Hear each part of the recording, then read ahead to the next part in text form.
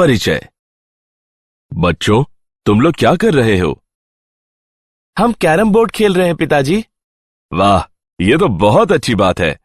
क्या मैं तुमसे कुछ पूछ सकता हूं? क्यों नहीं पिताजी। क्या तुम जानते हो इस गेम में कौन सी गति घटित हो रही है? हाँ, एक सीधी रेखा में गति। लेकिन तुम्हारी गोटियां लगातार अपनी दिशाएं बदल रही हैं। इस बारे में क्या सोचते हो? ठीक है, मैं तुम्हें बताता हूं। देखो, गोटियां दो दिशाओं में गति कर रही हैं, तो यह गेम एक समतल में गति प्रदर्शित कर रहा है। क्या तुम इस बारे में और अधिक जानना चाहते हो? हाँ पिताजी। अब आइए किसी समतल में गति के बारे में और अधिक जानें। उद्देश्य। इस पाठ के अंत में आप निम्न करने में सक्षम हो जाएंगे: अदिशों एवं सदिशों को परिभाषित करना, सदिशों के गुणन की गणना करना, सदिशों के संकलन तथा व्यवकलन की गणना करना, किसी समतल में गति को परिभाषित करना, एक समान त्वरण के साथ किसी समतल में गति को परिभाषित करना, आपेक्षिक वेग को समझना, प्रक्षेप्य गति को समझना, एक समान वृत्तीय गति को समझना। परिभाषा। दो विमाओं में किसी वस्तु की गति समतल में गति कहलाती है। हमारे दैनिक जीवन में हम अनेक गतिविधियां देख सकते हैं जिनमें दो विमाओं में गति की जाती है।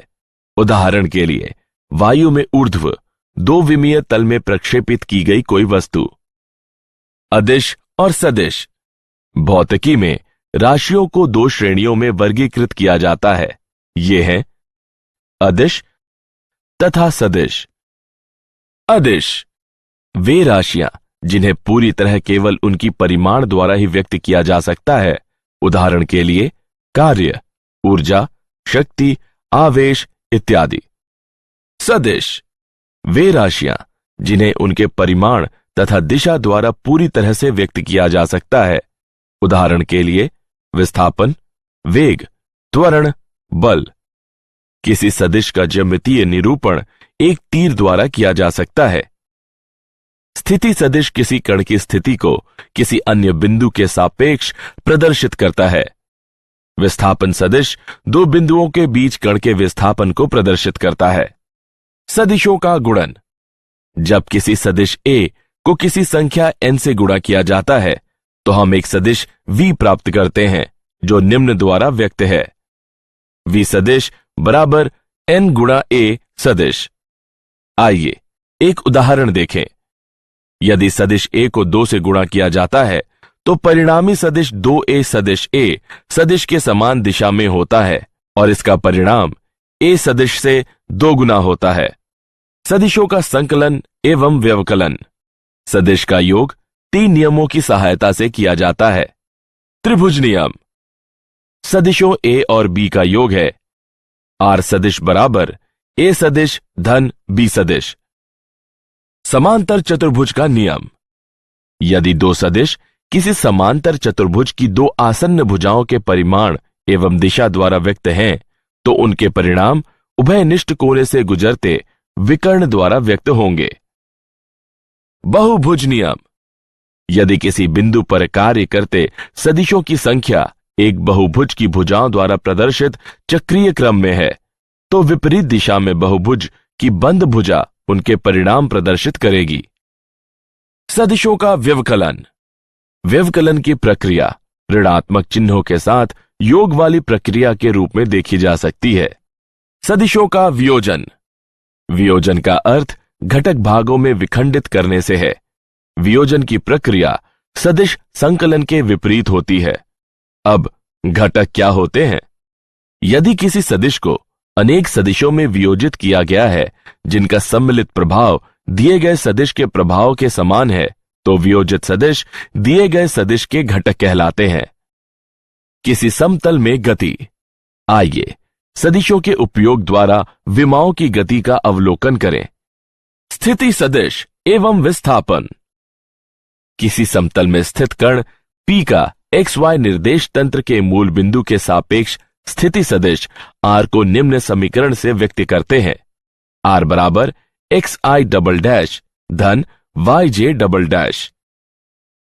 माना कि एक कण वक्र पर चलता है और किसी क्षण t पर इसकी स्थिति p है और दूसरे अन्य क्षण t डैश पर इसकी स्थिति p डैश है, तो इसका विस्थापन निम्न होगा। डेल्टा आर बराबर r डैश माइनस आर।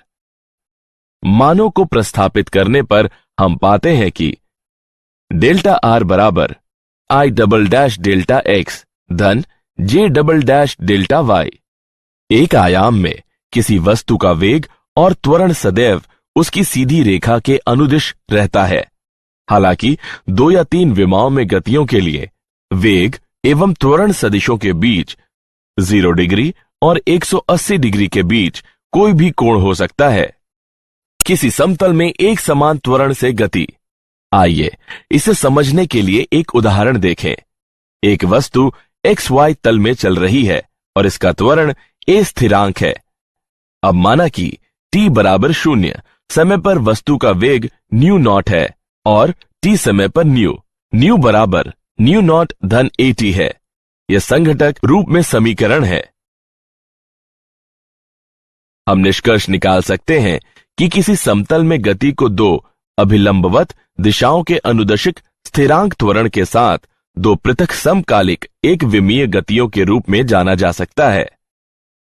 यह परिणाम त्रिविमीय गति के लिए भी मान्य है। आपेक्षिक वेग। प्रेषक के संदर्भ में किसी वस्तु का वेग वस्तु के वेग से प्रेषक के वेग को घटाते हुए सीधे प्राप्त किया जाता है। वेगों को सदिशों द्वारा प्रदर्शित किया जाता है और वे सदिश विधि से घटाए जाते हैं। प्रक्षेपीय गति। अंतरिक्ष में कुछ आरंभिक वेग के साथ फेंकी गई कोई वस्तु जो गुरुत्व के प्रभाव के साथ मुक्त रूप से गमन करती है, वह प्रक्षेपीय कहलाती है। उदाहरण के लिए किसी विमान से गिराया गया कोई बम, किसी बल्लेबाज द्वारा प्रहार की गई क्रिकेट की गेंद। थीटा नॉट कोण पर वेग न्यू नॉट के साथ प्रक्षेपित की गई एक वस्तु को चित्र में प्रदर्शित किया गया है।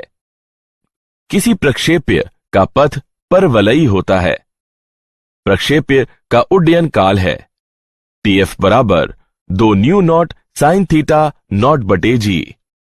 प्रक्षेप्य की अधिकतम ऊंचाई है HM बराबर new not sine theta naught वर्ग बटे 2g। किसी प्रक्षेप्य द्वारा अपनी आरंभिक स्थिति से अपने गिरने के दौरान y बराबर 0 वाली स्थिति से गुजरने तक चली गई क्षैतिजिक दूरी क्षैतिज परास कहलाती है। प्रक्षेप्य का क्षैतिज परास न्यू नॉट वर्ग गुणे साइन 2 थीटा नॉट बटे जी के गुणनफल द्वारा व्यक्त किया जाता है। उदाहरण। आइए प्रक्षेप्य गति का एक उदाहरण देखें। एक प्रक्षेप्य की परास 50 मीटर है और यह 10 मीटर की अधिकतम ऊंचाई तक पहुंचता है। प्रक्षेप्य का उन्नयन कितना होगा? आइए इसका हल देखें। हम जानते हैं कि क्षैतिज परास न्यू वर्ग गुणे साइन 2 थीटा बटे जी के बराबर होता है। हम ऊंचाई एवं परास के बीच संबंध निम्न प्रकार से प्राप्त करते हैं।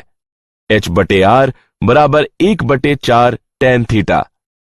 समीकरण की गणना करने पर हम पाते हैं कि थीटा का मान 38.66 डिग्री के बराबर है। एक समान वृत्तीय गति। पृथ्वी के परित एक वृत्तीय कक्षा में किसी कृत्रिम उपग्रह का चक्कर लगाना वृत्तीय गति का उदाहरण है। कण द्वारा वृत्त पर गोल गोल एक चक्कर पूरा करने में लिया गया समय कण का आवर्त काल कहलाता है। कण द्वारा 1 सेकंड में पूरे किए गए चक्रों की संख्या कण के परिक्रमण की आवृत्ति कहलाती है। जब कोई कण किसी वृत्त में एक समान चाल से घूमता है तो इसका वेग सदैव स्पर्श रेखीय और त्वरण त्रिज्यीय रूप से अंदर की ओर अभिमुख होता है। वेग और त्वरण दोनों के परिमाण नियत रहते हैं, लेकिन दिशाएं बदलती रहती हैं। क्या आप जानते हैं प्रक्षेप पथ किसी दीर्घवृत्त या परवलय के समान शंकावकार भाग होता है।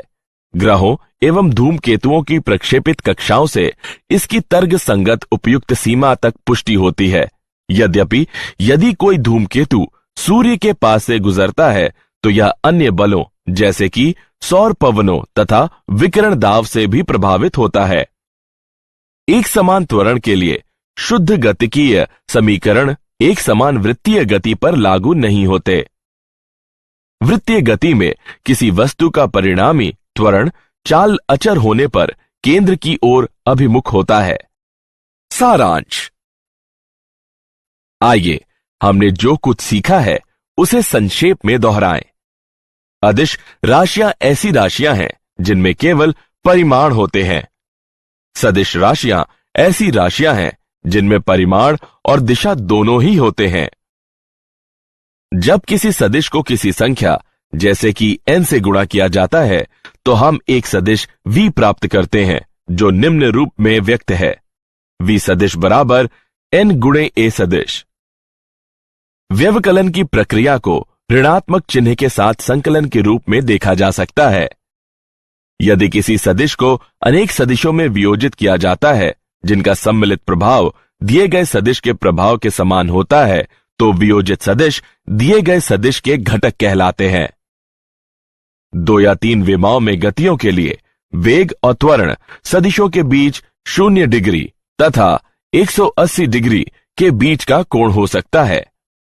अंतरिक्ष में कुछ आरंभिक वेग से फेंकी गई वस्तु जो गुरुत्व के प्रभाव में मुक्त रूप से गमन करती है प्रक्षेप्य कहलाती है।